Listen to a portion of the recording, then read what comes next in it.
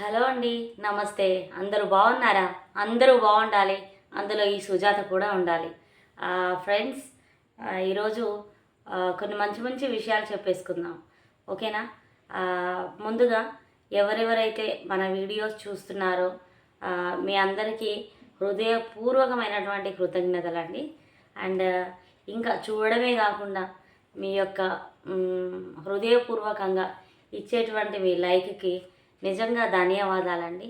And చూడడమే కాకుండా ఒక లైక్ ఇవ్వడమే కాకుండా పెద్ద పెద్ద కామెంట్స్ పెడుతున్నారు. నిజంగా మీకు నేను ఏమి ఇవ్వగలను అంటే హృదయపూర్వకమైనటువంటి ధన్యవాదాలు అయితే తెలియజేయగలనండి. ఎస్, ఏంటంటే ఓకే, టాపిక్ వచ్చేద్దాం. మనము ఈరోజు ఆల్రెడీ మీరు థంబ్నెయిల్ చూసే ఉంటారు. ఎప్పుడు కూడా ఇద్దరి మధ్య దూరకండి. భార్యాభర్తల మధ్యలో అయితే అస్సలు దూరకండి. ఎస్, ఇద్దరి మధ్య దూరొద్దు అంటే ఎవరు ఆ ఇద్దరు చెప్పండి? ఇద్దరు స్నేహితులైనా అయి ఉండొచ్చు, లేకపోతే ఇద్దరు శత్రువులైనా అయి ఉండొచ్చు, లేకపోతే ఇద్దరు భార్యాభర్తలైనా అయి ఉండొచ్చు, ఇద్దరు అన్నదమ్ములైనా అయి ఉండొచ్చు, ఇద్దరు అక్కా చెల్లెళ్ళైనా అయి ఉండొచ్చు. ఇద్దరు అంటే ఏ ఇద్దరైనా, ఒక టీచర్ స్టూడెంట్ మధ్య, ఒక డాక్టర్కి పేషెంట్కి మధ్య, ఒక క్లయింట్కి లాయర్కి మధ్య, ఒక దొంగకి పోలీస్కి మధ్య, ఇలా ఏ ఇద్దరి మధ్య కూడా మనం అస్సలు దూరకూడదండి. ఎస్, తప్పు. అసలు అది చాలా చాలా పెద్ద తప్పు అన్నమాట. అయితే ఇద్దరి మధ్య దూరకూడదు అని చెప్పాను కదా. ఒకవేళ ఇద్దరిని ఫ్రెండ్స్ని తీసుకుందాం. ఇద్దరు ఫ్రెండ్స్ ఉన్నారు. ఎస్, ఇద్దరే కాదు, ముగ్గురు నలుగురు అంతకంటే ఎక్కువ ఫ్రెండ్స్ అనేటువంటి వాళ్ళు ఉంటే, ఫ్రెండ్ అంటే ఎలా ఉండాలి అంటే ఎక్కడైతే ఎవరైనా ఏదైనా నెగిటివ్గా మాట్లాడినా కూడా, నో, నాకు తెలుసు, I am the best friend for her, I am the best friend for him అని నాకు తెలిసినంత వరకు అట్లా కాదు, నువ్వు మాట్లాడేది చాలా రాంగ్, నేను చెప్పేది విను ఫస్ట్ అని చెప్పి చెప్పాలన్నమాట. అండ్ ఇంకా అయితే బెస్ట్ ఫ్రెండ్ అయితే వెనకేసుకు రావాలా అని అనకండి, కమెంట్లు పెట్టకండి. ఏం చెప్తున్నా తెలుసా? బెస్ట్ ఫ్రెండ్ అయితే చెంప మీద కూడా కొట్టేంత అధికారం ఉండాలి, ఉంటుంది. మన ఫ్రెండ్ అయినప్పుడు తప్పు మాట్లాడినా తప్పు చేసినా చెంప పెట్టేటువంటి అంత పని చేయాలి. చెంప పగలగొట్టమని నేను చెప్పడం లేదు. చెంప పగలగొట్టిన దానికంటే ఎక్కువగా మాట్లాడండి. మీరు చేసేది తప్పు, నువ్వు చాలా తప్పుగా ఆలోచిస్తున్నావు అని వాళ్ళకి మాటల ద్వారా తప్పకుండా తెలియజేయాలన్నమాట. అర్థమైందా? అంతేకాని తప్పును ఒప్పు అని కప్పిపుచ్చుకొని ఎవరైనా ఏదైనా మాట అన్నప్పుడు లేదు తను నా ఫ్రెండ్ అన్నట్టు వెనుక రాకూడదనమాట. చాలా చాలా పెద్ద తప్పు. అండ్ ఇంకొకటి చూసుకుందాం. ఇద్దరు శత్రువులు అనుకుందాం. ఇద్దరు శత్రువులు అన్నప్పుడు ఎస్, ఇట్లాంటివి మా నిజ జీవితంలో ఇన్ని కలుస్తాయని. చిన్నపిల్లలు ఉంటారు కదా, శత్రువులు ఉంటారు, మిత్రువులు కూడా ఉంటారనమాట. అయితే ఇద్దరు శత్రువులు ఉంటారు. వీడంటే వాడికి పడదు, వాడంటే వీడికి పడదు, ఆమె అంటే ఈమెకి పడదు, ఈమె అంటే ఆమెకు పడదు. మరి ఆ ఇద్దరు శత్రువులు కూడా ఏం చేస్తూ ఉంటారంటే ఎంత మంచిగా మాట్లాడినా, ఎస్, ఇద్దరు అని చెప్పాను కదా, ఆపోజిట్ పర్సన్ ఎంత మంచిగా మాట్లాడినా వాళ్ళకి నెగటివ్గానే కనబడుతుంది అన్నమాట. ఒకవేళ ఎప్పుడూ నెగిటివ్గా మాట్లాడే విధవ అనుకుందాం, ఎప్పుడూ నెగిటివ్గా మాట్లాడే విధవ, మరి వాడిని ఈజీగా ఎందుకు తీసుకోడు ఈ ఆపోజిట్ పర్సన్? అదే మాట తన బెస్ట్ ఫ్రెండ్ అంటే ఈజీగా తీసుకుంటాడు. అదే ఇట్లా పట్టి ఇట్లా కొట్టేశారనుకోండి, అదే బెస్ట్ ఫ్రెండ్ పట్టుకుంటే ఫన్నీగా తీసుకుంటారు. మరి అదే ఆపోజిట్ పర్సన్ అంటే నెగిటివ్, అది శత్రువులు అని చెప్పాను, అదే జుట్టు శత్రువు పట్టుకొని అస్సలు అమ్మో రణరంగమే, యుద్ధమే. చూడండి, ఈ కన్ను నాదే, ఈ కన్ను నాదే, రెండు కళ్ళు మనవే. ఎవరికి ఏం చెప్తాం? ఆ గొడవని ఎలా సరిదిద్దగలుగుతావు? నేనేమన్నా నేను అసలు ఏమనలేదు అంటారు. ఎస్, నిజంగా ఆ ఇద్దరు వ్యక్తులలో ఎవడు మంచోడో వదిలేయడం నేర్చుకోవాలి. పోరా నువ్వింతే, పోవే నువ్వింతే అని వదిలేయడం నేర్చుకోవాలి. నువ్వు మంచోడివి కదా, నువ్వు గొప్పదానివి కదా, నువ్వెందుకు వదిలేయవు? తప్పకుండా వదిలేయాలి. అర్థమైందా? అలా అన్నమాట. ఇద్దరు శత్రువుల మధ్య అయినా, ఇద్దరు మిత్రుల మధ్య అయినా మనం దూరితే కథ ఇలాగనే ఉంటుందన్నమాట. నెక్స్ట్, ఇద్దరు భార్యాభర్తల మధ్య అస్సలు దూరకూడదు అని చెప్పాను. ఎందుకు చెప్పాను? ఫ్రెండ్స్, ఎక్కువ పెద్ద వీడియో అయితే మీరు సరిగా చూడరు, అందుకని చిన్న వీడియో చాలా షార్ట్కట్లో పెట్టేద్దామని డిసైడ్ అయ్యాను. అందుకే అన్నీ కూడా షార్ట్గా ఒక 10 minutes కంటే ఎబో ఉంటే మీకు చూసేంత ఓపిక ఉండదు అని చెప్పేసి నేను చాలా తక్కువగా 10 minutes 15 minutes అసలు క్రాస్ చెయ్యట్లేను. ఓకేనా? మొత్తం చూడండి. మొత్తం మనసు పెట్టి చూసేటువంటి వ్యక్తులకి నేను మొత్తం వీడియో చూశాను అని కమెంట్ పెడతారని ఎక్స్పెక్ట్ చేస్తున్నాను. అయితే ఇద్దరు భార్యాభర్తల మధ్య, అది ఇద్దరు గొడవ పెట్టుకునే భార్యాభర్తల మధ్య దూరొద్దు. వాళ్ళు తలకాయలు పలగొట్టుకున్నా, తన్నుకున్నా, మొగుడు పెళ్ళాన్ని కొట్టినా, పెళ్ళం మొగుడిని కొట్టినా మనం దూరొద్దు అని చెప్పట్లేను. అన్యాయం జరుగుతుంది, అన్యాయంగా కొట్టి చంపేస్తున్నాడు. అలాంటి దగ్గరికి ఖచ్చితంగా పోవాలి, కాపాడాలి. అండ్ ఒక మంచి భర్త ఉన్నాడు, ఇంట్లో ప్రతిరోజు రణరంగం చేస్తూ ఉంటుంది.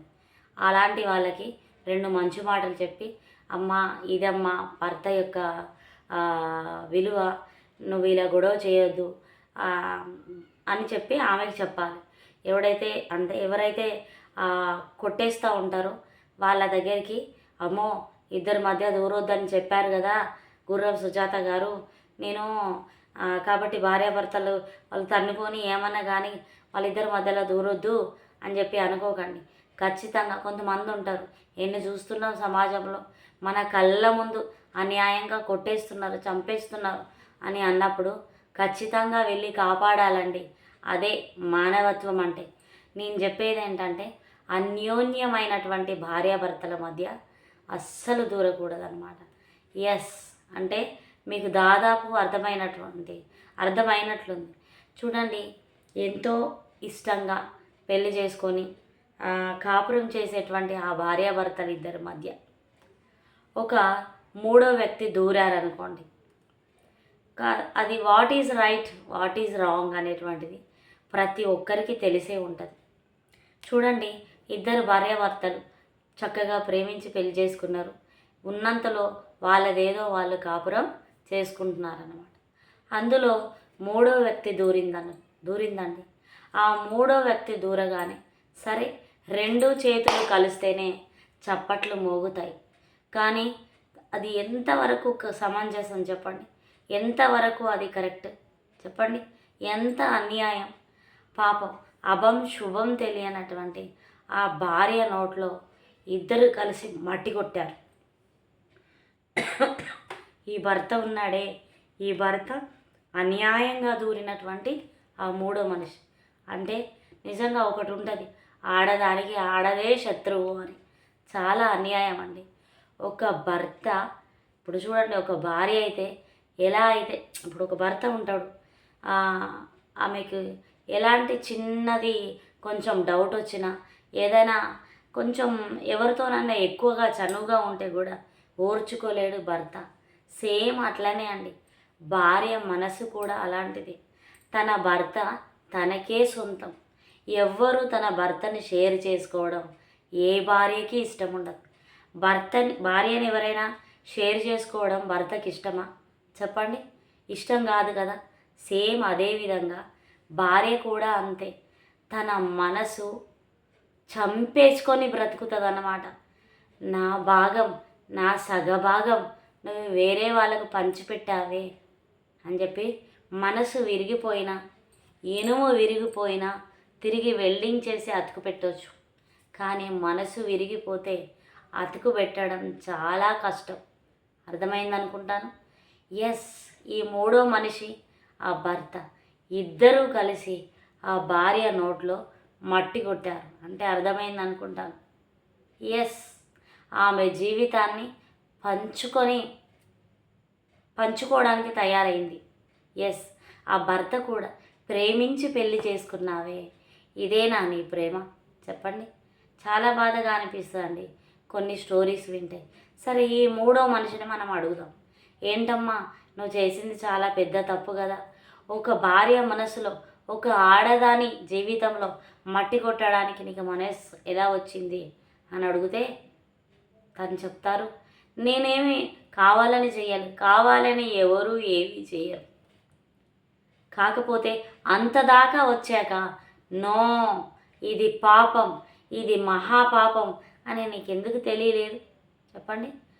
బ్రతికిన నాళ్ళు ఇప్పుడు భర్త అనుకోండి, వాడు ఏం చేస్తాడు తెలుసా, ఇంకా భార్య మీద చీ అని అనిపిస్తే వదిలేసుకొని చక్కగా వేరే పెళ్ళికి వెళ్ళిపోతాడు అనమాట. అదే భార్య అయితే చచ్చిపోయిన మనసుతో ఆమె కన్నటువంటి పిల్లల కోసం తననే పట్టుకొని ఉంటుందన్నమాట.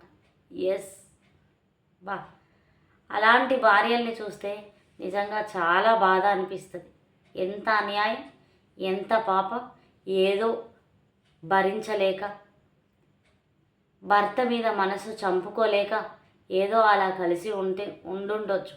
కానీ ఆ భర్త ప్రతి క్షణం నా జీవితాన్ని, నా యొక్క స్థానాన్ని ఇంకొక వ్యక్తికి పంచావు అని ఆ పెయిన్ చచ్చిపోయి బొందలో పడేదాకా ఆమెని వెంటాడుతూనే ఉంటుంది. ఏదో తన గన్న పిల్లల కోసం తన మనసు చంపుకొని, తన ఏదో ఒకప్పుడు ప్రేమించి పెళ్లి చేసుకున్నటువంటి భర్త కదా, భర్తలాగా ఏదో భార్య నోట్లో మట్టి కొట్టి ఇంకొక దానితో వెళ్ళిపోవడం కాదు. అబ్బా, ఒకప్పుడు నేను ప్రేమించి పెళ్లి చేసుకున్నానే, నా ప్రేమ నిజం కదా, తనని వదిలేసి నేను ఉండలేను అని చెప్పేసి అట్లా బ్రతికిన నా కడుపులో బిడ్డలకి, నేను కన్నటువంటి పిల్లలకి నా ప్రేమతో పాటుగా తండ్రి ప్రేమ ఉండాలి, మేమిద్దరం కలిసి ఉంటేనే నా పిల్లలకు గౌరవం అని బ్రతుకుతుందే తప్ప తన భర్త తన మనసు మీద కొట్టినటువంటి దెబ్బ ఏ రోజు చచ్చేదాకా మర్చిపోదు. కోర్స్ మీతో కలిసి ఉన్నా కూడా. అర్థమైంది అనుకుంటాను.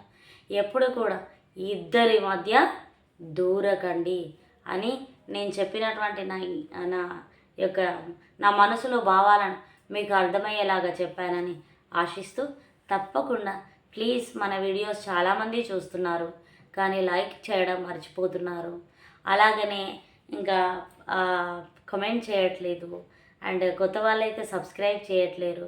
కొంతమంది, ఒక 100 మంది చూస్తే ఒక్కరు సబ్స్క్రైబ్ చేస్తున్నారు, ఒక 100 మంది చూస్తే ఒక 4-5 కమెంట్ చేస్తున్నారు, ఒక 100 మంది చూస్తే ఒక 5, ఒక 3 అలా కమెంట్ చేస్తున్నారు.